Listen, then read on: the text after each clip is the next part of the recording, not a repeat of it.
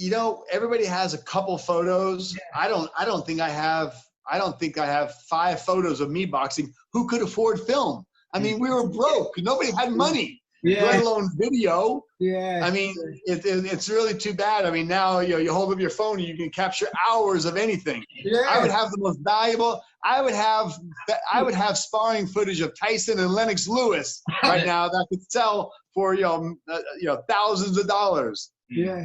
Well, how did that sparring session go? Great question. So Lennox came down. Lennox was living up in Canada at the time. Yeah. And he came down 2 summers. He came down for, I want to say, roughly 2 to 3 weeks.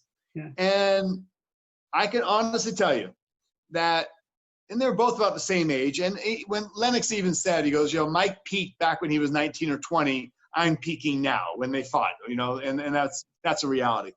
But Mike was at the apex of his training under Cuss.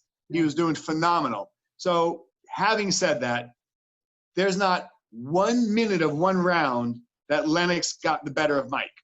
Yeah. Not 1 minute of one round. Lennox, though, would take his lumps, and he'd be in the gym 2 or 3 days, and he might take off a couple of days to do a little healing from a split lip or something, or some banged up body. But he'd get back in the ring. He'd get back in the ring. He'd get back in the ring. He showed a lot of guts, and he had a lot of heart. There was no dog in that guy. Far from it. Wow. Far from it. So he was a good, tough fighter. Obviously a future champion. But Mike handled him easily and regularly on every day that they sparred. Yeah.